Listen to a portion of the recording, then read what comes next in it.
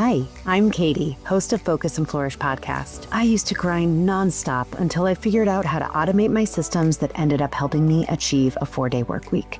Now I earn more and work less. Want to do the same? Grab my free 6-figure strategy guide, which is the exact blueprint I used to grow my own business to where I am today. Link in the show notes. Are you new here? Tap subscribe to support the show and never miss an episode. Hello, Aftershoot community, YouTube, Facebook, the whole world. Hi to everyone. While we're kind of waiting and doing all of our clerical stuff to make sure we're set up, feel free to drop a comment. Let us know, I don't know, something interesting. What are you most excited to learn about today? Or where are you checking in from? And I'm going to just verify that we are ready to go. And we're going to check Facebook and make sure that that's happening. So be sure to drop some messages for us. Let's see, Aftershoot community, are we live in the community? We are not live in the community. So we will share it into the community and make it happen. But thank you guys so much for tuning in. This is a really, really special, yes, Johnny. Thank you, Johnny Guerrero. This is a really special live for us today. So obviously we have some cool things that we're going to show off when it comes to what Katie has in store for us. But I have the amazing Katie Monroe. She's hiding backstage right now, about to bring her out. But we're going to be talking about a lot of really cool concepts that we can all just gain some knowledge from, especially when it comes to growing your business, marketing, and all of those sort of things from what I would say is a master at it. So Katie has done an amazing job growing and scaling her business. And without further ado, I'm just going to bring her on because we're going. Someone's tuning in at 3 a.m. So that's amazing. But without further ado, I want to introduce Katie. Hi, guys. Hi, everybody. I'm so happy to be here. Thank you so much for diving in and giving us such a robust. So I got to sneak peek a little bit of the of the slideshow that we're going to present today, and it's so insightful. And I'm so grateful that you're sharing so much information with us. Oh yeah, I'm excited. I feel like it's a really pivotal time in our industry, and there's been so many changes with the evolution of AI and how much marketing is changing. And so what worked for some of you guys in 2019, let's not count 2020, 2021, might not work for you anymore. So let's talk about this from a more, I just want to go a little bit deeper on some of these topics since scaling is kind of a buzzword right now, and just like dissect it a little bit. Well, I mean, and that's the thing, is that the market totally changed, right? So from 3 or 4 years ago, anything that worked in 2019 is subject to debate today. I mean, whether it actually happens, maybe besides like SEO, because that's always just the way to garner attention. But generally speaking, so much of our marketing efforts have had to adapt and adjust to the new age. And you're a pro at this. I also, I like to think of myself as a pro at it, but I also work really hard at it. And I put a lot of like time and energy and intention into it. And I think sometimes that gets lost too as photographers, because if you don't have your stuff dialed, you're reeling, you're editing till 2 a.m. on your bed. Like, no, there's just so many ways that we can feel depleted. And so I kind of want to talk about a few things that have worked for me, and not even a few things, but like the foundation that I truly believe is what all of us need to consider really thinking about after today. Just like kind of, okay, let me think about this. Because the industry is changing, because the economy is changing, because AI has opened our world and opened up, we'll go into it deeper, but yeah, anyways. I feel like we should just dive in. So I'm going to bring up your presentation because it is a wealth of information, and we'll try and like breeze through it. And, of course, as always, answer questions in the comments. So if you have a question, if you want us to stop and ask something, just shoot us a comment down below. I'll monitor the comments and perfect. We will take over. Awesome. And my goal for this, everybody who's here, is to create an interactive presentation for you. So please drop things in the comments. We can stop and ask questions. Like, this is more about guiding you guys through something that leaves you with actionable inspiring information where I hope you actually, think about it when we're done today. So let's dive in. My name is Katie. I'm based an hour north. I started my business in 2008, which by starting my business, I mean shooting a ton of weddings with not a lawyer approved contract and a Canon Rebel. So a long time ago, I was right out of college. And so over the years, I would say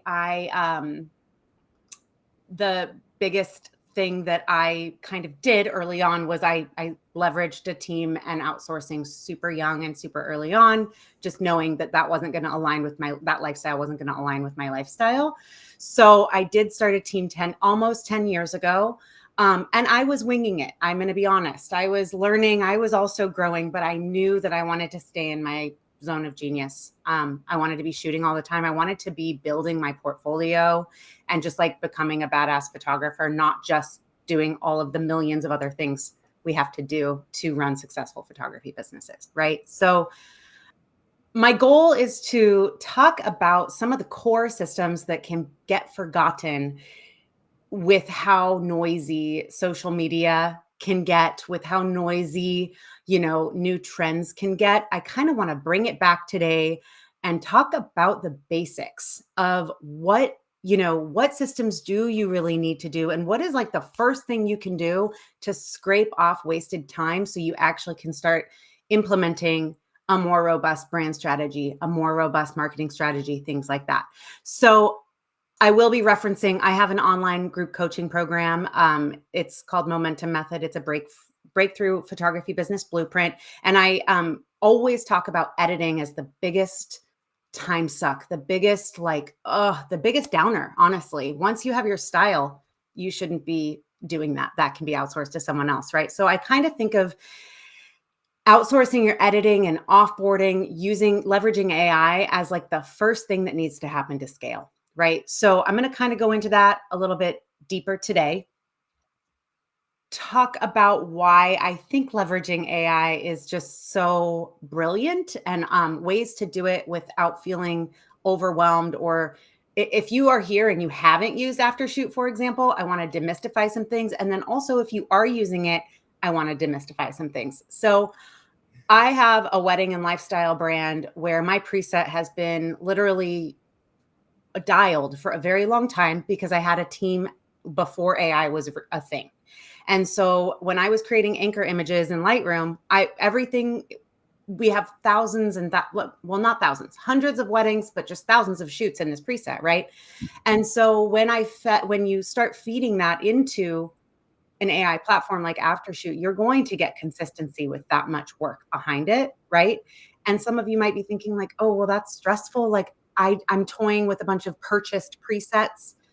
The best part of starting with this software is you don't have to make those decisions right now.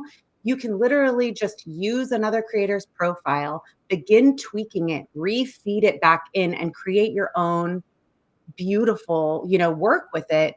But again, if you want to be attracting high value clients, especially, right now in the United States right now, consistency is your best friend. Consistency is going to be what sets you apart in this insanely saturated market. Because if someone lands on say you have a social media thing like go viral, great, right? But if they land on a crappy website with a like uncurated portfolio that is not fine tuned and like speaking to those people, they're not going to reach out to you, and you're going to have lost, opportunity to work with.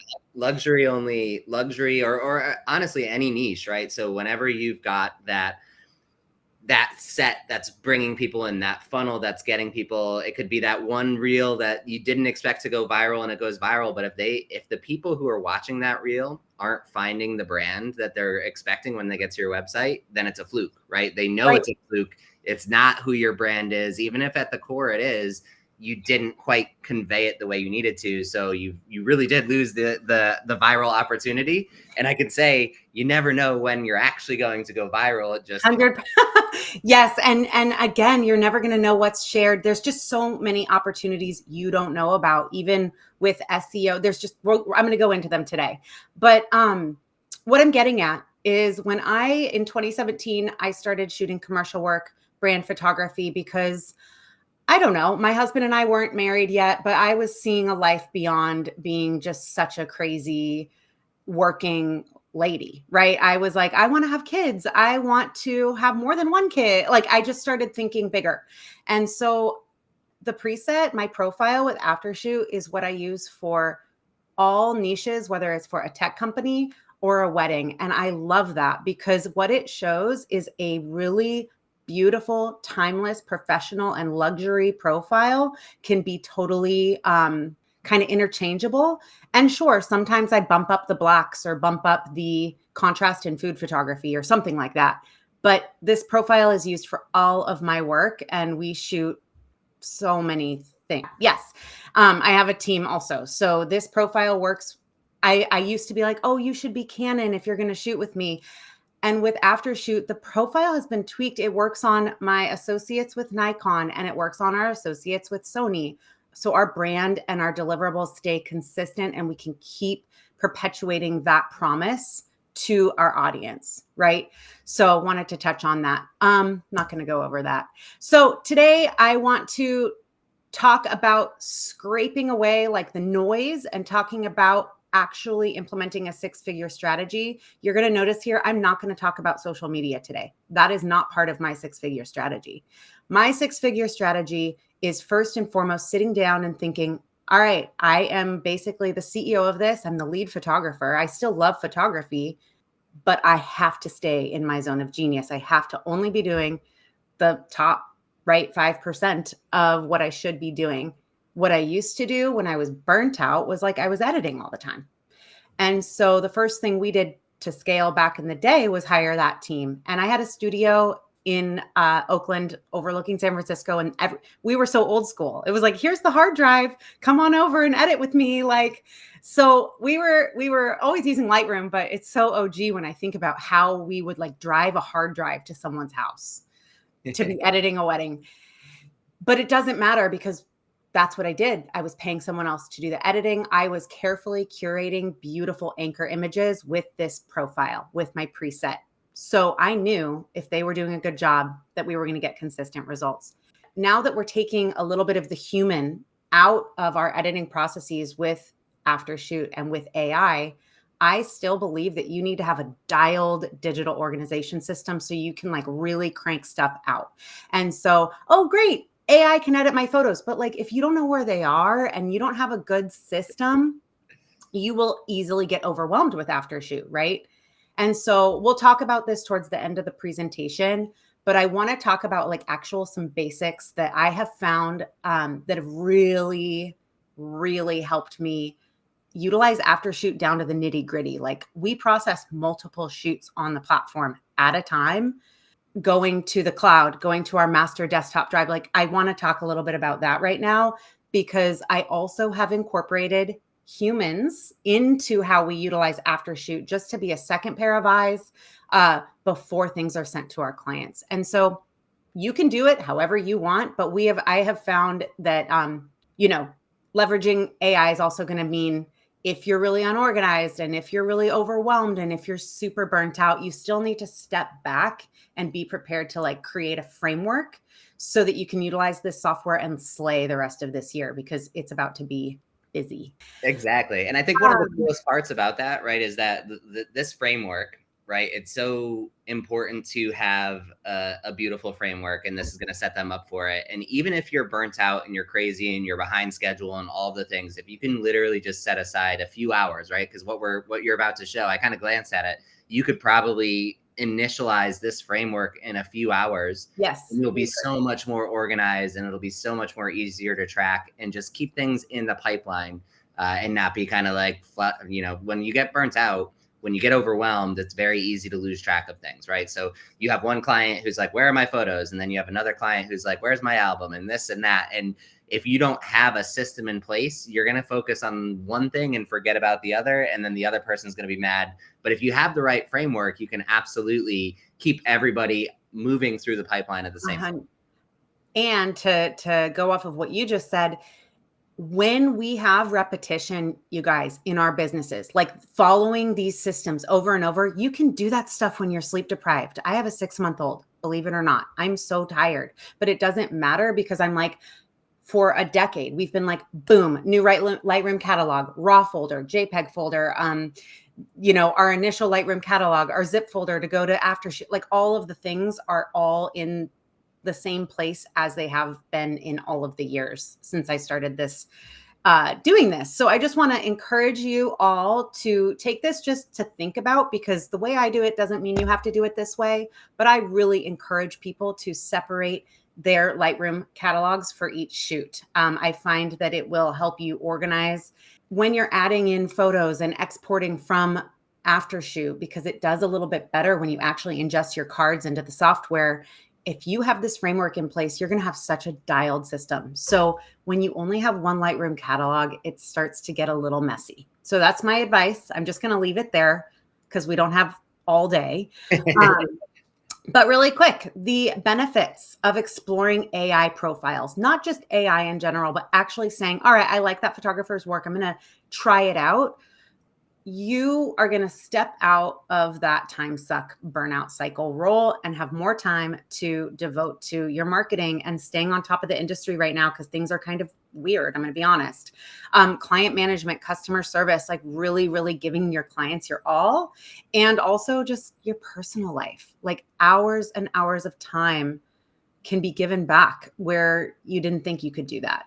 I really believe you can begin to scale pretty immediately because of that time you get back. I'd say on average, our business got back at least 20 hours a week. So if you think of a typical work week in our culture is 40 hours a week, I don't believe that's true for a pro photographer. I think it's more like 60.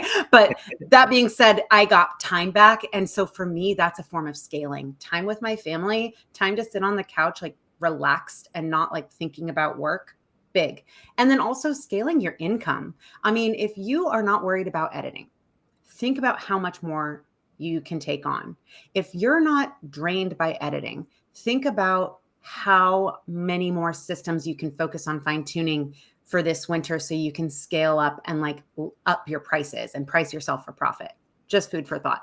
Lastly, like let's talk about client experience. I mean, if you have in your contract that you have up to 12 weeks, then under promise and over deliver. Utilize AI to get your galleries out and like to your clients, get reviews while they're hot, get testimonials, get video use this time to bring your business up to the next level. Right. And so this is kind of the way I think about our transition from not having AI in my life to having it. I think about it from exhausted to empowered. So the first step is, learning the basics. The good news is Justin has 1 million videos and you can basically teach yourself. Two, I truly recommend your Lightroom catalogs are separate, and it doesn't mean you have to go back in time, but from this place forward, feel free to email me or DM me. I do have a lesson and a PDF on this I can share with you. I also have a blog post live on the blog right now on how to do this in Aftershoot for you guys to explore. Then you're going to create a folder hierarchy system, which I'm going to show you in the next slide. Finding the right company for your culling and editing needs. We're talking about Aftershoot. I have not found any software to actually get all of our needs done. Their culling is incredible. I cannot recommend them more highly. And then lastly, you need to test and leverage and repeat and refine with any AI, right? So I'm going to just breeze through the next slides, but I think the first step here when we talk about growth and scaling is the first thing I would say to someone before we knew about AI would be like, well, it's really time to fine tune your style. The best news for those of you who have not done that is that you don't have to work for 5 more years doing a bunch of free and styled shoots just to build your portfolio and build a style. You can start exploring them right now. And I kind of go into this in another training I did recently. You can explore that too. You can give yourself a budget and say, oh, that was a little dark for me, or this. And once you find one that resonates, then you can make it your own. You might want to change some things and tweak it. But the best news is this is an immediate solution to your problem, right? So preparing the back end of your business to leverage AI software, probably I would dedicate a half day to it, during the week, and then you're set. So I think it's crucial for AI workflows to do this. So I will like give you a visual. I call it a folder hierarchy system. What that means is, we've got our cloud backups with Backblaze. We've got an 18 terabyte drive, whatever. It's like 2024, all the niches that I shoot, within the niche, all of the names, and within each shoot, raw, the name of your Lightroom catalog, your exported edit folder, and then we always end up if I'm sending something to someone else to view, we will export the catalog with smart previews. So think of it as a hierarchy system, right? Almost like a triangle coming down. So having your pre-structured folders will make your experience with Aftershoot so much easier. So the first thing I do when I get home from a shoot, I pull out those 2 SD cards. I have 2 card readers. I have kind of my main computer, and I have my processing center up there. So it kind of is like, I kind of have it separate because I'm a weirdo like that. But I don't just pop them into Aftershoot. I go to 2024, elopement, Jack and Jill, raw. I have my folders ready so that we can just point Aftershoot to completing the rest of the folders, right? After the culling has been complete, we export there. If you guys have questions on how we use Aftershoot for culling, please feel free. I feel like our system's working so well for me right now.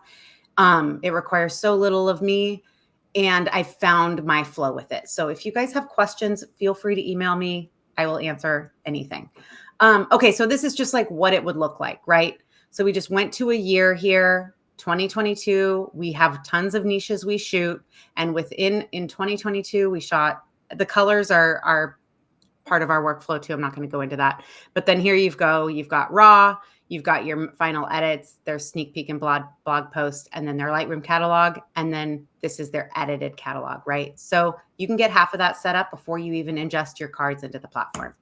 And then just test, feed the software, refine, test. I just say, take the next month while you're shooting a lot. Don't wait to do this until 2025. That's my recommendation. Integrate it now and fine tune, right? So I would say these are the first steps. These are the first steps to streamline and scale your business. Again, even before, the first thing is take all of this off your plate. And the best news is it will free up the time, because scaling your business requires attention to systems and strategies, and it requires a lot of brain power. It doesn't happen overnight, So great. I freed up 20 hours, but I'm going to just say whatever that looks like for you guys. So I think that what Justin and I had said is, okay, so what worked in 2019 doesn't work anymore. Well, why? Right? I don't have the answer to that. I don't think that any of us truly know, but what I do know is that our world changed, right? Our world changed in so many ways. And the market has become so crowded, so saturated, and the rise of technology also means the rise of more people going into this. And so that doesn't mean that you can't stand out, but you're going to have to work towards it and have a strategy and a plan. And so I kind of wanted to breeze over how to craft your narrative and implement a deeper brand strategy, because without one, your marketing will not convert. And so when I talk about branding, with all of my photography students in our program, there's so many misconceptions as a photographer about branding. So many people say to me, well, yeah, my brand is really moody. And I'm like, your brand has nothing to do with your profile or your preset. Your brand is about your messaging and like how you welcome people into your digital world and make them feel at home, right? And so I'm going to just dissect branding a little bit, because I truly believe that is your ticket. Because once you've done the work and actually done the work, like Google Docs, free writes, journals, whatever works for you to like go a little deeper, that's how you're going to set yourself apart from a bunch of people that are using the same ChatGPT one-liners of like, I can't wait to tell your love story. It's like, how many people have said that? We got to go deeper, right? And and of course I have stuff like that on my website too. But I'm just trying to say, like, when I say go deeper, I mean go deeper with yourself on what are we doing? Like, what's our brand purpose? What's our vision? Like, all of it. Sorry, I'm going to chime in really quick. I have a couple questions on the editing portion that I think maybe we can tackle some of those before we get too far in. So Thunderbolt had a really good question. They said, did you keep the editor in your team, or did you give the editor the boot once you took on Aftershoot? No, she's still with me. So we have completely redefined our workflow incorporating AI. Really good question. Actually, so my editor used to do where we would do anchor images. So say like it was a wedding with, I'm going to make this up, but say it was like 1,000 images. I edited 150 in the quick collection, and then they go through and edit the whole thing. My workflow now, I'm a founder with Aftershoot, so I pay yearly and have unlimited everything, and it's really great. So the first thing I do is cull it, and then I have Aftershoot edit everything, even the images that are duplicates and culled out. Because when I get my hands on that catalog, I want to know that we just have everything cohesive, and then I cull them out in Lightroom. So I do keep all of my raw files. That's a personal choice for me. Mostly because what if someone comes to you a few months later and it was like an awful image on the dance floor or something, but there was not 2 of them and it was missed. That's my reasoning. I just think with wedding, I keep all the raws. Yeah, it's that I'm the same way. It actually happened to me once where it was, I think maybe 2 or 3 months after the wedding, after they got their images delivered to them, they messaged me and reached back out, and they were like, "Oh, so you have this one photo of the groom and his uncle. His uncle just died unexpectedly in a car accident, and we're, exactly looking for more images. Anything you got?" So I went in and I dug up images that were inconsequential, right? They weren't images I would ever deliver, but to them it meant more because uncle was just standing there watching something, but he was standing there and it's a photo of him that I was like, yeah, that's not worth it. Because I didn't want to deliver 5,000 images. I wanted to deliver 1,000. So totally. Yeah, I always the same thing has happened to me a couple of times. Like we had a really big 4-day Indian wedding in 2022 where the client came back and was like a similar situation. Someone was terminally ill and I was like, "You want these?" Her eyes are closed. Yes, they wanted them. Yeah. So, thank you so much. Yeah. Let me answer your question. So Aftershoot, we cull, we edit, we export. So then I have this catalog, and we use the color code green for our duplicates, purple for eyes closed, and blue for blurry. But I don't do that. From there, I export the entire catalog that's been edited and culled, and I send it to Emily, our main AI integration person. She's gone from per image editing with me to an hourly rate that's super affordable for me because she's aware that I'm leveraging AI. She's totally aware of the situation. She knows that her position has changed. We had a great meeting about it. And lastly, about that, the best news is we have a relationship. She knows my style. And so I'll give a couple examples of when I want a human to go in a little deeper. I'll breeze through. I'll make 3 edits when we need to use tools like dehaze, like golden hour, or if it's if it's like a really cool architecture where it's a grayish white and I want to bump up the whites, like little things that are not in my profile where I want to take it up a notch. I just do that. I make them 5-star and red to flag my editing team of oh, okay, we're going to go a little bit deeper on the 80 images from golden hour. All right, she's added some grain to this 1920s style wedding, whatever. So that's how we do it. So then I send the catalog, we use WeTransfer, goes over, boom, hourly. She sends it right back. And every email or every time I get it, it's _ ready. So from there, I do the final exports, I do the final upload and the final client delivery. But we're delivering weddings in about 2 to 3 weeks, and we have 30 a year. So it's really changed our workflow. And I do think having a human is, for those of you who are not maybe at that place yet, that's okay. I don't ever want to edit again, ever, ever, ever. I have shot so many weddings and done this for so long that I'm in a place where I have a 3-year-old and 6-month-old. And so every time I'm looking at Lightroom, I'm I just want to go be with, there's a way to get out of it. And that's the way I've done it. And I still love having a human be on my team with our Aftershoot workflow.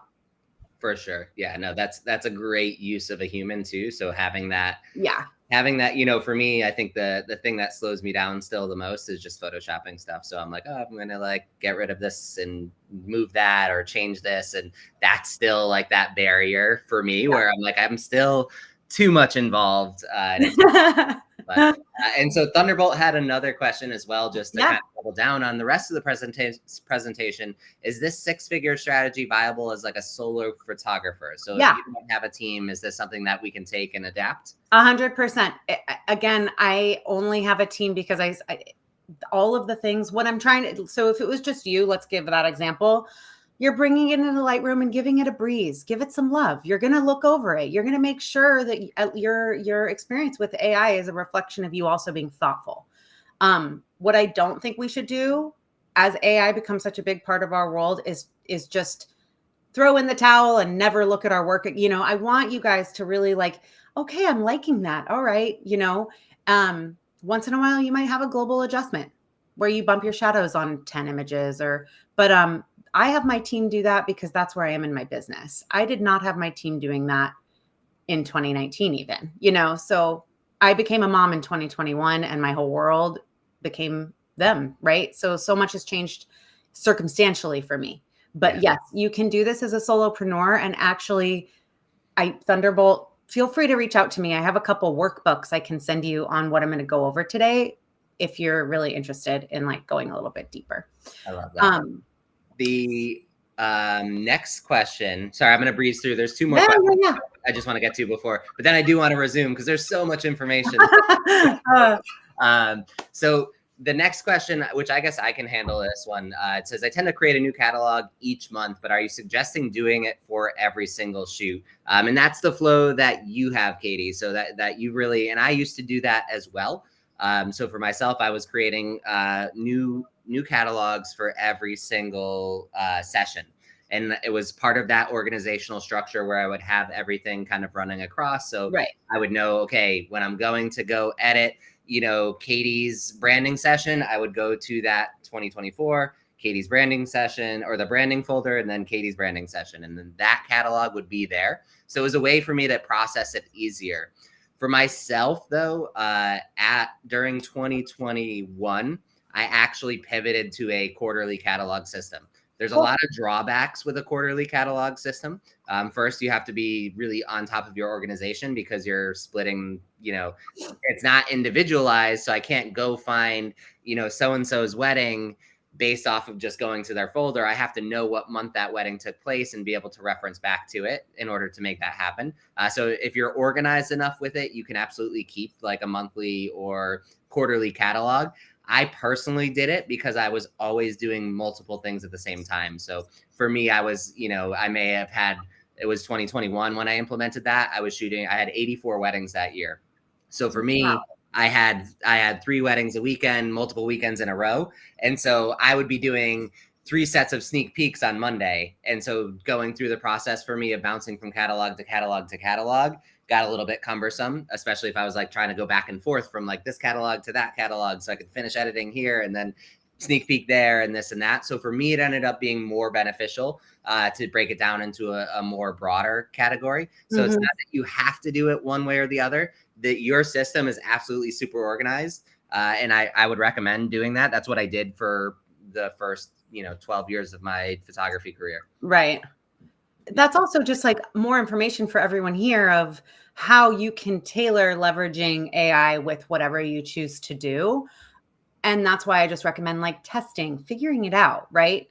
And good questions. Very good questions. And then the last question is from Allie, and she wants to know, does anyone else not export JPEGs to their hard drive? I use a CloudSpot plugin and I just don't save JPEGs unless I need to, go and do something.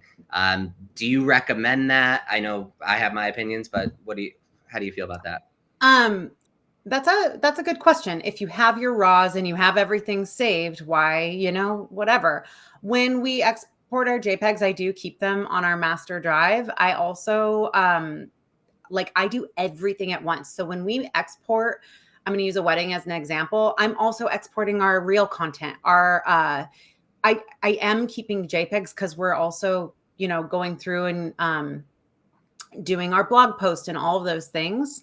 But the other thing that I also do is I export the DNG file selects, and we have a master content catalog of all of our best work also backed up that would be not saving the JPEGs, but I do save them. Yeah, I'm the same way. I like to export everything and just have a folder of it. Yeah. I do the dumb thing and actually go and export them and then upload them to my gallery service instead of using a plugin. I know a plugin would be better, but I love. I do too, Justin. That's so funny. I just love having the copy of it, because for me, Yeah. I don't know if something happens, whatever it may be. I mean, like let's say your gallery service gets hacked and then everything's gone. You could still go back and connect your RAWs and export and do it. You could make it work. But totally. For me, I'd rather just say, hey, I've already got them all in one spot anyways. But also I still deliver USB drives. So I want to be able to. That's amazing. I didn't stop until recently, but I will piggyback on what he's saying. Just as much as I don't trust hard drives, spinning drives, old school drives, I also don't only trust the cloud. So I like to have both. I live in Sonoma County. It's an hour north of San Francisco. We've experienced so many fires too, where I'm like, I need a physical backup in multiple places. I need this. So I'm on the tip of saying, do both. That's my recommendation. If I were to really give one, to be extra safe, again, extra safe. Love it. And then actually there was one more question that just popped up that I think is super relevant. And then I promise we're going to go into marketing. This leads us right in. So how do you manage the marketing content versus what you deliver? High Degree Media is saying, currently I'm creating 2 different folders and have duplicate pictures on the hard drive. So like one that's going to be like the stuff they market with, and one that's, do you have an organization system for that, or? Yeah. So many years ago, a really close mentor friend of mine was like, well, JPEGs are the worst because they cannot evolve with you, right? As a photographer, JPEGs are capturing 496 shades of color, DNGs, thousands, right? So what I do is first of all, I do export our marketing content with SEO titles like luxury San Francisco wedding photographer as the title of our images for our blog and for whatever we're going to use. So all we need to do is plug in like alt tags when we do them. But further, I go into our highlights reel that we send clients, like our sneak peeks, our best of the best. And I export those into another folder hierarchy system that goes from 2013. That's when I started doing it, all the way to 2024. And it's our DNGs from each shoot, but not all of the RAWs. So from a wedding, you're looking at like 300 to 500 for our really good weddings that we want to go back to. But most of the time, like 100 images from each shoot. And so we have a rolling master content catalog that is all of my DNGs, where I've been able to, from that day, feed all of it to AI and have everything aligned and brought up to speed. My work used to be actually a lot lighter, and it's evolved over time. So I hope that's not confusing. But yes, within delivering to the client, I'm also thinking, let's be done with this shoot now. What do we need to do? Like, let's export everything we need, back it up, and have it in the cloud and on our drive. Yeah, I use collections for that inside of Lightroom. So for my marketing stuff, which I don't market much anymore, but my marketing stuff, that's what I would do, is I would flag them, and then I would create a collection with just those flagged images from that wedding. So I could say, okay, I'm going to make a reel, and I also do it for portfolio images. So like stuff that I'd like to put on the website eventually, I have a separate one for that. So then they get their own collection. And then I will export them separately to a different folder. So as I'm editing and reviewing my images, I'm like, okay, flag that one, because that's like, that should go on the website. Flag 100%. That one because that's going in a reel, and then export it to a separate folder later. And that's basically what I do. Guys, I use the quick collection. The shortcut is B, so it's super easy. That's another way I integrate humans in with AI. So when my team is going through and they're just going quick through, they're going B, B, B, and they're kind of creating a story and creating our highlights reel. From there, say it's like 200 photos. From there, you're going to get another collection under that that's website, and under that, it's going to be social media. Okay, great questions. I know. All right, branding. All right, great. All right, I know we don't have a ton of time. I'm going to go kind of fast, and I'm going to skip and really try to get the nuts and bullets here, because again, the tips to remember before I start, the industry's changed. So what you did you can't expect different results if you keep doing the same things over and over again. So cultivating a brand strategy is what comes before you're creating marketing that actually is going to work for you guys. So to give you a visual, when customers trust your brand, they're more likely to invest. How do we build trust as human beings? Consistency and predictability. Oh, wow. Okay. And it happens subconsciously a lot with branding. Your tone, your style, your visual elements, all of that. So if we were to look at, how we, manage leads in our actual funnel as artists and photographers, the first stage is to attract and draw in the right people. And that starts with your brand strategy, driving traffic, branding and marketing, I guess. But then through your marketing, engaging with your audience, blog, social media, networking, all of that is your interaction. But first you need to attract, and that comes with your brand. So if I'm going too fast, please interrupt. Please ask questions. Okay. I'm going to kind of breeze through this. Hopefully there's a recording. But okay, great. So as photographers, let's really step into that role as photographers, what we do. What comes to your mind? What do? You do so much more than take photos, and that is your brand. You've really got to think about it from, I think, a deeper level. So I want to identify misconceptions about branding and dismantle those false beliefs in our industry before we move on. So I think the biggest mistakes photographers make with brand strategy is they just think it's visual. Your colors, your logo, all of those things, those are part of your branding for sure. But the bottom line is branding is all about communication, how you communicate about, your offerings, how you communicate about taking care of your clients, how you communicate about the guidance and process you're going to lead them through. Because at the end of the day, they're not just paying for like a service. A service is like getting your car washed, right? A photography journey with someone is an experience. And that is what I'm trying to convey to people, that if you haven't really thought about these things, now's a great time to, start thinking about it. So the other thing is, what I see is most people think the main reason to take it seriously is just to look professional. And like, okay, I rebranded and it looks so good. And that's not why. We want you to communicate to the audience that you want to hire you, right? And so some people might really feel like they have imposter syndrome around this. Well, fake it till you make, you've really got to like own it and get it, use people like me, use the Aftershoot community, but like own it and go with it, because brands have a tone, they have a feel. It's like your vibe, right? And lastly, photographers tend to over-identify with their photography style as their brand when really it's a really small part of it.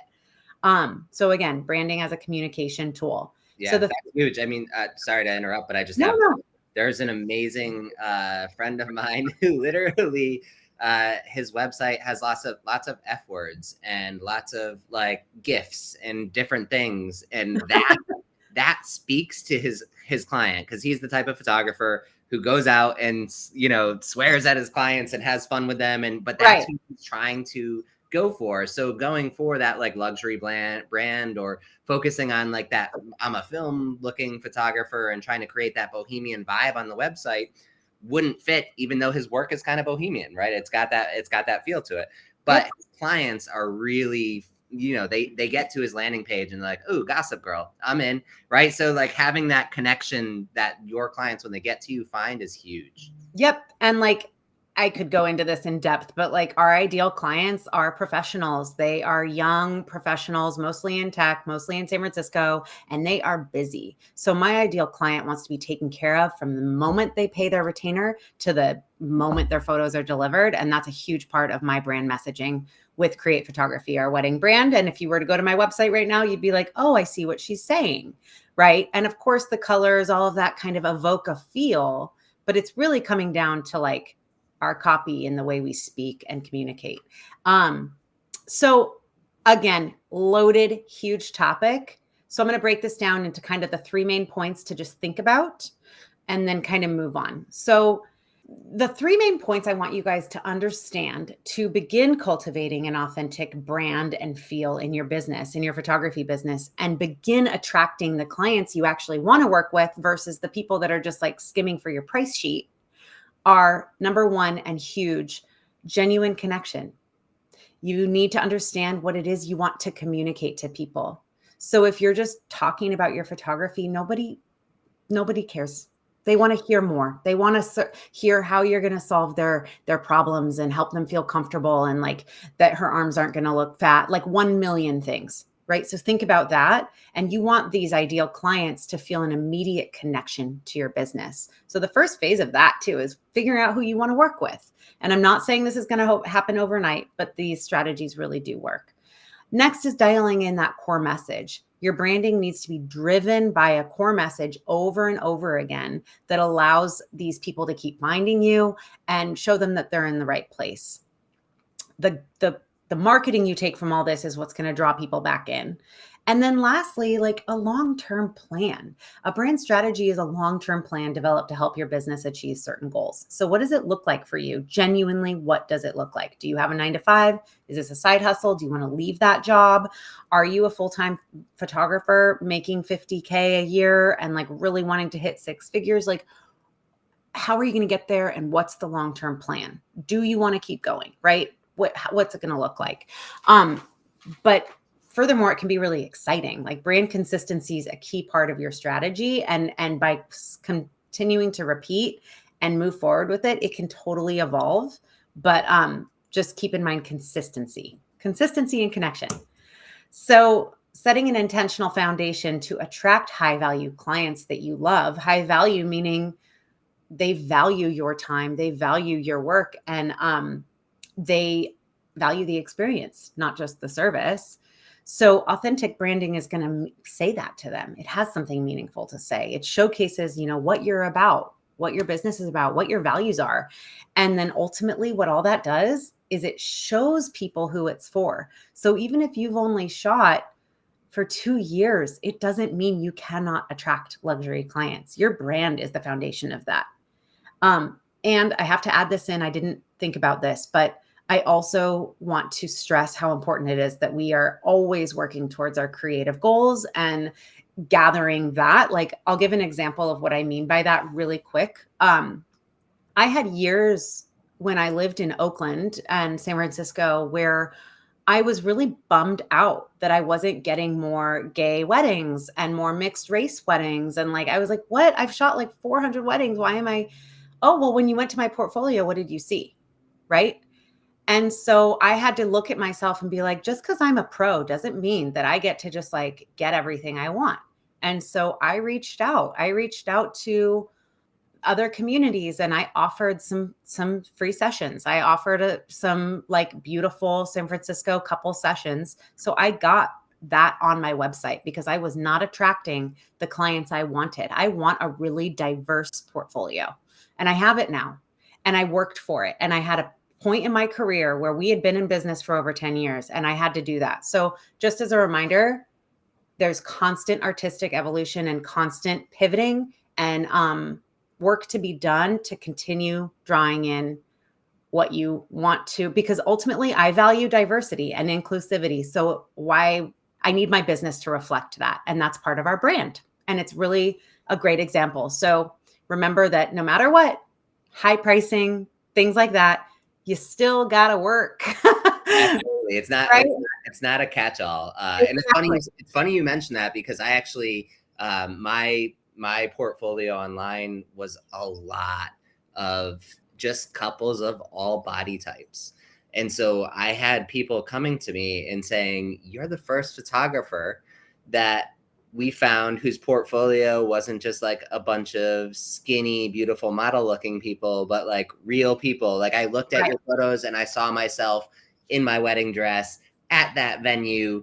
I saw what I was going to look like and I booked you. Right. And that's the thing. Awesome. They're visual at the same time. If you only have one, type of person on your website or type of couple, you're only going to get that type of couple. So if you don't really diversify and make sure that your branding also shows entirely inclusivity and different body types and shapes and ethnicities and everything, you'll also struggle to book outside of what's on your website. And thank you for saying that, Justin. That is exactly what I'm trying to get to you guys. Like, if you're stuck in only booking like hetero white wine country weddings, like you got to think. And when I say doing the work, that's what I mean. It's like, okay, well, I'm booked out for 2024, but I have time to do some Thursday XYZ shoots to bring it up or whatever. And the moment I did all that, then our audience was even bigger. Then we were speaking to even more people. And it was just, and it made me feel good. It made me feel like, okay, our business is aligned with what I care about in the world also. So we're getting to some really juicy marketing stuff. So here we go. You're doing all of this branding work, right? And you're thinking, well, but why? Well, because all of this is going to go onto your website, in your voice on social media, in your voice on your blog. I mean, the list goes on with whatever channels you're using. And so again, that trickles down. So to cultivate authentic marketing that connects with them, you do need to be able to communicate the key pillars of your brand. So why the work you do is valuable. You know, telling someone you're valuable does work, but it has to be done strategically. How you'll add value to their lives, what you believe in and what you stand for, your style, tone, and vibe. I think there is a way to do all of this and keep your audience really large. So just some food for thought.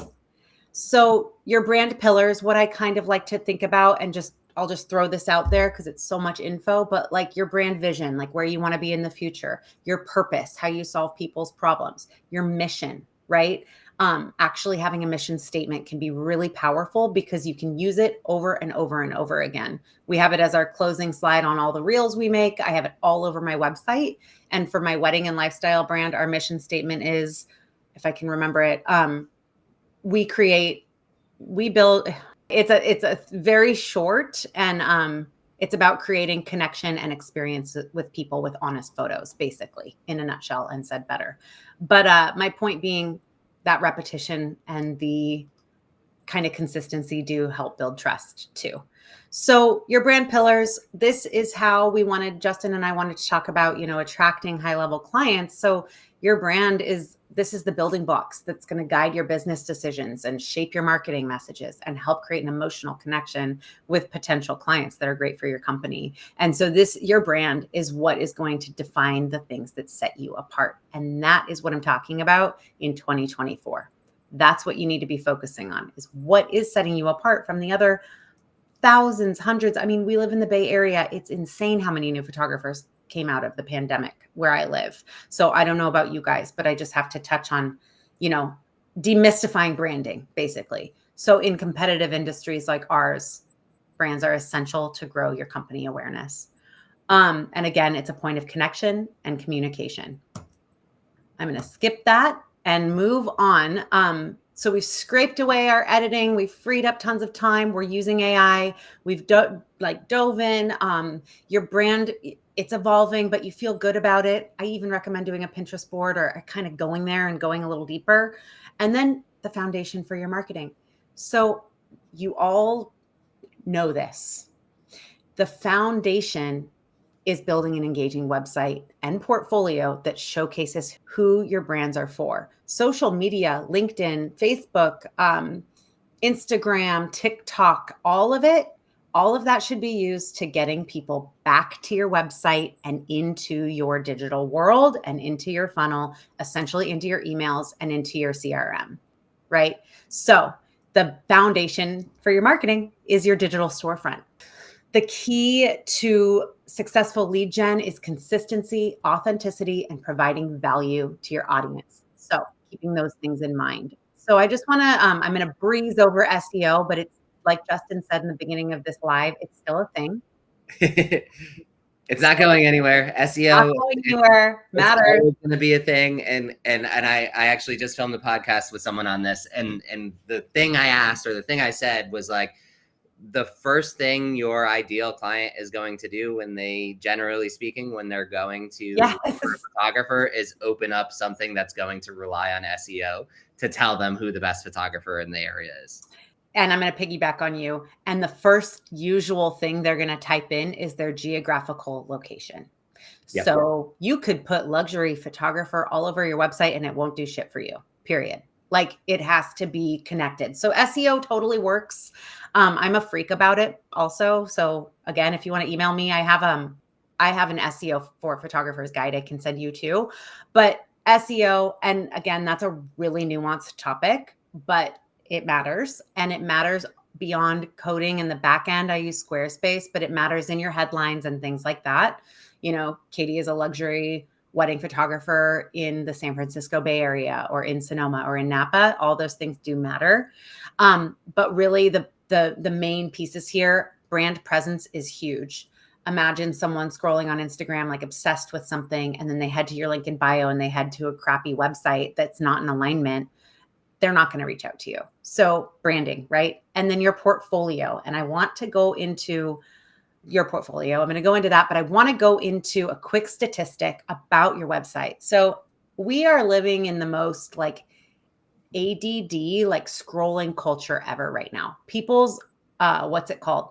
Our attention spans are really bad right now, like with social media and being on our phones. And so when people land on your website, when people land on your website, one of the statistics I love is that 52 seconds is the average amount of time that people actually stay on a website. So you got to be real careful, guys. You've got to have it so dialed and ready if you want to convert them. And so when you're building out your portfolio, it's fine if you have 200 photos in it, but really focus in Lightroom when you're organizing. Really focus on your top 20 to 30 images at the top, because a lot of people don't even make it below the fold with your portfolio. And then your homepage. Your homepage is so much more important than you think.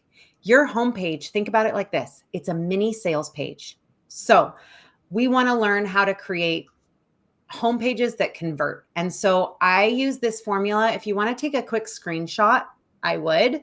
But essentially, if you go to any of my websites, I have a coaching website, a wedding website, and a branding website. They all use the same kind of like formula, and they're very, very long with 1 million CTAs, call to actions. And so the goal is, I'm going to just keep scrolling down this homepage. Oh, okay, great. There's this. And you want like little galleries on there. And so I find that it is incredible. We have a really good conversion rate. So your homepage on your website is super important. Then you can put equal amounts of love and attention into your about page and everything, but just remember that your homepage matters. CTAs also don't need to just be to get in touch with you. It can be like explore our portfolio, explore our associate team, whatever. But keeping them on there is going to give you a higher probability of them reaching out and making it insanely easy to reach out to you. Okay. I am going to skip over the 3 E's, but essentially I was going to talk about when we create content on our website and for our brand and our marketing. I like to follow the rule with our team called the 3 E's. So every piece of content you create should educate, excite, or engage your target audience. I'm just going to have you screenshot this, but it's already 11. So I'm going to keep moving on. Good. I have an extra few minutes too, so we can. I'm going to try to wrap it up. I just want to get to one other big piece. And so I'm just going to skip over to a couple really important pieces about your portfolio, because that's why you guys are here. Like using Aftershoot means you're creating and fine tuning your style and or have it dialed. But a high quality, diverse portfolio is critical. Like it's just absolutely so critical. And sometimes I have photographers come into my world that are like, I don't get it. Like, why can't I break into it like the $10,000 market for weddings? And I'm like looking at their portfolio. I'm like, there's like 8 pictures of the same bride on one part. They're all edited differently. Like that's just not going to fly. Hate to break it to you. So we've got under a minute to sell yourself and encourage a lead in which they're probably going to hit your homepage and your portfolio, right? And so it's such little time. So are you curating an experience for your target audience? Are your images resized properly so it loads really fast and doesn't bum anyone out and like be all glitchy? And then also, is your portfolio consistent in style and thoughtfully curated? This is huge. People are going to immediately, subconsciously, like a wedding, for example, want to see that you can handle low light, bright light, big people, small people, Black people, white people. So having all that in 30 images is really hard to do, but I highly recommend it, right? So I'm going to skip it. And so here's my portfolio framework I want you guys to keep in mind. The top row up here is like weddings, and down here is the same framework used for branding and commercial work. But first, your ideal target audience is in your mind. Your presentation of everything is absolutely dialed. There's consistency in your in style, right? So they see, oh, okay, there's like, even with a warm, a golden hour image and a regular image, the skin tones are flowing together in a gallery grid. Variety, but with cohesion. You want variety, like we talked about, but you still want your work to feel cohesive. That's what a portfolio is all together, right? Emotion and impact, even if it's not one of like your favorite images, remember that you're pulling on people's heartstrings, right? So images that are going to go, oh my God, thoughtful curation. How are you putting things together? All of that's going to be done in Lightroom as well. Editing consistency and technical excellence. If you're not there yet, that's another reason I recommend AI profiles. You're going to achieve that consistency and technical excellence. And then lastly, SEO, tech, and CTAs within your section are really important. And then I guide you through. Oh, go ahead. Yeah, and it's important to just bring it up too. As photographers, we get really attached to work, right? It's very, very easy for us to have known how challenging an image was to create, and we get really proud of that image.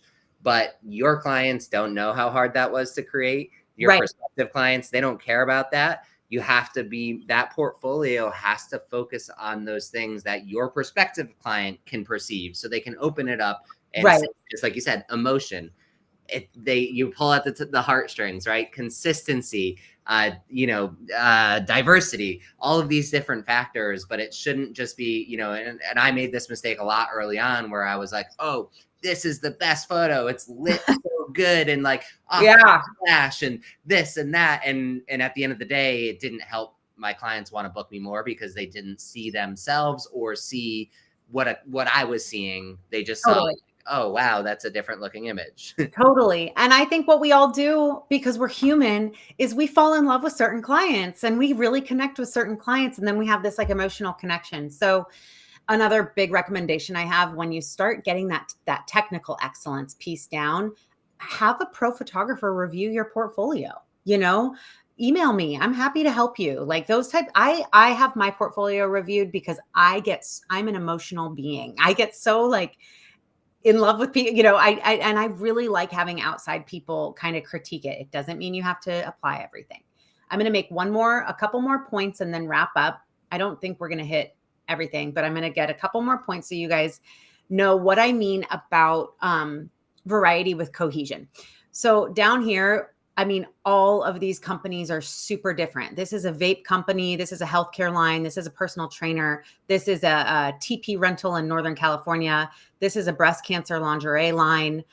This is like a creative collective, right? But I think if you look at the editing, you'll see they flow together, even though all of them are super different. And that's how high-end brands, high-end clients are going to be able to envision themselves in your work as well. Oh, wow, she's predictable because her work is so consistent, I'm not going to go in. I have a whole other slide prepped for this, but knowing your target audience, consistency and style, and technical excellence were the three I wanted to really stress to all of you guys. I even have a picture of our Lightroom showing our 5-star, like really getting everything so dialed together. I don't think I have time to go into this today, but I was going to speak about lead generation, networking and referrals, strategic partnerships, and then move into systems that scale.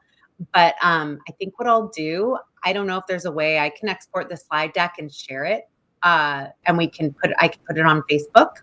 If that works, Justin, what do you think? I think that would be awesome. So here, let me I'll unshare you now. And then that way we can have our combo over here, one-on-one. And we'll try and answer one or two questions if there is any. But we can get that exported, and we'll put it into the chat so people can kind of continue on, because there's so much information. What did I say at the beginning? There's so much information. I know. I struggle with that consolidating stuff. So it was such useful information.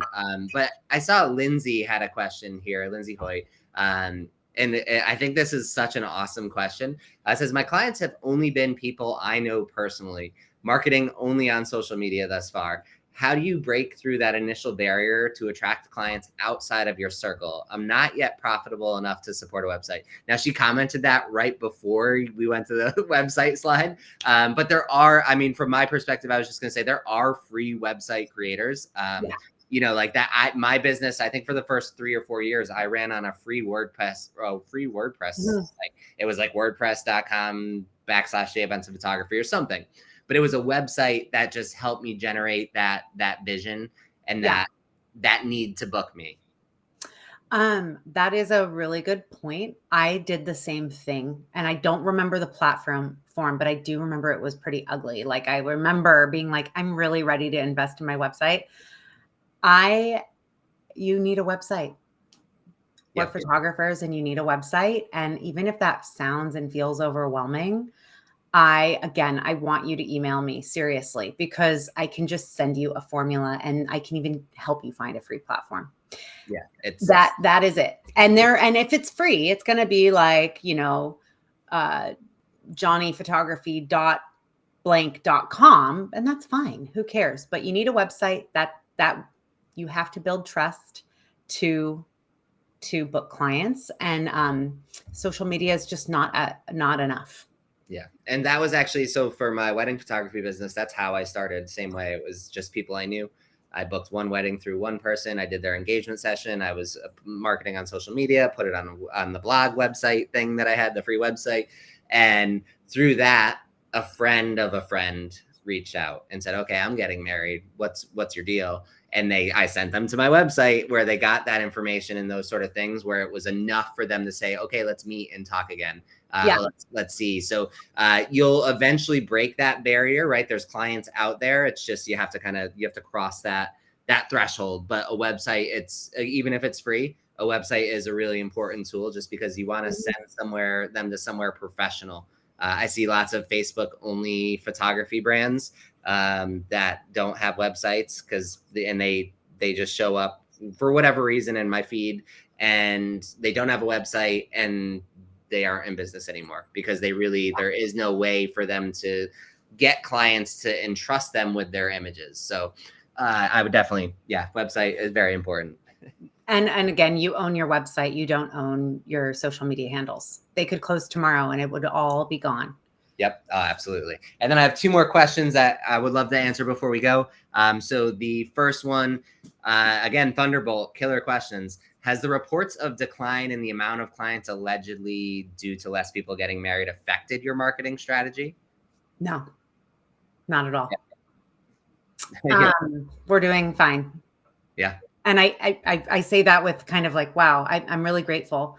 No, and I will be very honest. I rebranded both of my companies this year. We went live last week, Create Photography, and I had done it in 2020. And I thought, I need to practice what I preach. We need to dive in. And I was like, after my kids went to bed every night, like my branding, candles, like I really take this stuff seriously.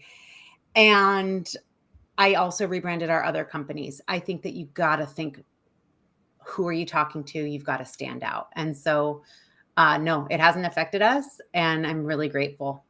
Yeah, that's amazing. I mean, for me, I'm taking on less weddings just because it's growing and there's things to do. But but really, up until this month, like I 100% stopped marketing as of a year and 2 months ago, and just this month is the first time that I've noticed any significant dip. So if you just keep working at it and just keep marketing, the marketing strategies I had present from 2 years ago, 3 years ago, still worked up until this month, when now I'm just not. If you look at my social media, I'm like trying not to post weddings so people don't book me, right? Like that's so much. Yeah. So you get to that point where, but if your marketing efforts are functioning, You will have to make some small changes, right? You're always bound to a little bit of flexibility, but even with less couples getting married, if you're finding the couples, that's your first problem, right? If you're able to solve that problem of, will people that want to hire me find me, then you're good to go, because you should, in theory, be that one who's leading the way, and they build that connection and they feel that through the website right away and book you. So you wouldn't have to change a ton from there. I have one teeny piece of advice, Thunderbolt. So my recommendation, something that's really helped us stay where we are, is dedicating at least an hour a week to your actual website, going in, making sure the SEO titles of your blog, like actually giving your website more attention than social media right now, I think is helping photographers, because the algorithm's not in your control, but we know these other strategies that work. And so I'm not saying don't do social media, but going back to the basics, I think, is really important right now. Yeah, absolutely. I mean, people will book weddings through social media for sure. It's just it's bound to happen. But also the amount of people who just punch into Google, like, think about anything that you do on your phone when you're sitting there and you're like, oh, I really want to get this. I really want to get family photos. You don't go to social media and say, where are the family photographers on social media? You usually go to Google or Bing or whatever, and they all rely on the same general strategies for SEO. And you type in, your area family photographer, and the first one or two to pop up are the ones that are going to get booked. So if you put in that long-term strategy, it's resilient. It's resilient. And the first thing that I do, if people DM me, I'm like, get off this platform. The first thing I do is I send them a link via DM to get into a lead capture form, where I'm like, you're in Dubsado. Gotcha. Like, you're in our workflow. We can talk more about workflows maybe another time, because that's my other huge piece, is like, once you've got your lead gen, you've got to have a full dialed epic lead nurturing workflow in place. Half the time people put in their form that their budget for photography is $5,000. I don't believe them. And they end up booking a $10,000 package. So you got to think about. That's my next question. So our last question, and then we'll let everyone go. And I appreciate you all for hanging in there, because I know many of you are still here. So Thunderbolt's next question. I love saying Thunderbolt, you're a champ. It says, do you show packages or prices on consultation first to figure out the scope and then discuss price? Like, are they getting an automatic pricing sheet as soon as they inquire? Absolutely not. And I do not put my pricing on my website either. My workflow is lead comes in, bounce back immediately. I try to respond to all leads within 2 hours while they're hot. And then I call to action to get on a call. The call is always with me, even if it's with booking an associate. And I guide them through an experience, and we talk about money at the very end. And in their budget, if it's really low, I don't always get on a call. Like, I don't get on a call with everybody. So that's one piece. And I sell them on me, my services, my company, how we're going to make their lives freaking epic. And it's going to be a flawless experience, how we're going to be in each other's life for X amount of time. And I get emotional even with our brand clients, because they're like looking to scale their businesses, blah, blah, blah. And then I have an email template called Follow Up Magic. It's long. It's amazing. Continues guiding them through. I have 10 sample shoots. It's for the people that are really warm. And then I include my pricing folio and any custom proposals I need to do. And I always offer them something to entice them to book. So like taking an hour off and being able to add it on later, or like ways to do it. But at the end of the day, like by then I've walked them through an experience, and our pricing folio is so psychologically designed to lure them in even more. And so they get like a slide deck that's like stunning, and it's 7 pages of what sets us apart before they even see the first price point, which is like $8,000. And our average booking price is, around, I don't have an average right now, but like it's not low. And so it's not super high either. I'm not in the like 20K range, but 10, 12, those kinds of things. And these are people that are telling me they don't have a budget for it. And then often I get an email back like, hey, my parents so generously offered to support, or we really want to work with you. We can really see ourselves. So I think putting pricing on your website is going to, especially for luxury, not the way to go. You have to show them you're going to give them a luxury experience before you present luxury prices. Yeah, I for me, the initial inquiry, if they're just saying, hey, what's your pricing? I'm going to just send them pricing, because that I already know they're not looking for anything else. But if they have any other question or any other information or details on there, I know, don't send them the pricing. Get them on the call and talk to them, and then you upsell them on it, and all the psychological and strategy, like getting them to say yes a lot and all of the things to just essentially, but at the end of it, they should be getting off that call. If they only had a $1,500 budget and you charge $6,000, they should be getting off that call and saying, I got to figure out how to come up with $6,000, because exactly. And they will. That's the other thing. And that's where we need to work on mindset and imposter syndrome and all that crap that can get in the way. Because once that noise is gone and you own it, you'll feel really good. Absolutely. Well, Katie, this was incredible. We didn't even scratch the surface on the things we needed to do. So we're gonna wrap up. We have to talk about your profile at least just like 30 seconds, because your profile just launched in the marketplace. Sorry. I've been using it. It's amazing. I'll go export some photos and share them into the Facebook group later today. And then go try it. So obviously it's a free trial, and we have special offers, and it's worth the buy. So it's a really cool look. So can you kind of tell us a little bit about where the look comes from and what it looks like? Yeah, absolutely. The profile, again, I went over on like wanting it to be versatile, but it comes because I also used to shoot film. And as much as I love film, I also like a punchy, like something to kind of hold on to. So I like a little contrast. I like some color, but I don't like bright greens and bright this. I hate green, by the way, guys. So the green is desaturated in the profile. Not green, not all greens. I'm talking about like grass and like lime green. But the other reason, the profile is also going to give your skin tones a really beautiful, balanced feel. I wanted to go for like warm without being too warm. When you see a photo and you're like, oh, it's like orange. Like I really feel like this is a really balanced, elegant, timeless profile. Where you can even put your own tweaks into it to make it your own. And so it comes from having shot in film. I also get very frustrated as a photographer when I have to use different presets for black and white and color. So this profile is amazing in that you can just duplicate and make it black and white. I do bring highlights down in my black and whites, but it's super ready for you to just like use and start cranking things out. Yeah, that's my, my workflow is make a duplicate and then boom. Same. It's really, and the way you described it is perfect, right? Because it's just from using it, like it feels film-ish, but it's not film, right? So it's not like it's not something that's so far in a direction that I feel like, oh, it's going to date itself. It's got that very timeless look. The skin tones are really nice.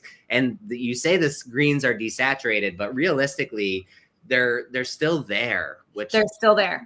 That's the other thing. Shifting it way over. Like, sometimes the film looks, they go like way off the deep end and grass is blue now. But this is very much so just a modified green. So just it makes it hurt a little bit less. Photographers that are here, one of my main selling points on sales calls with clients is to future pace and say, okay, so 20 years from now, 10 years from now, like wherever you are in your life, this image collection is going to be timeless and so beautiful, and not something where a trendy Instagram filter was slapped onto it, where their skin is green and, where you're like, I hate these. And so I think that's why I love this profile and why I edit 100% of my work with it, is because I trust and believe that in a decade, it's still going to be beautiful.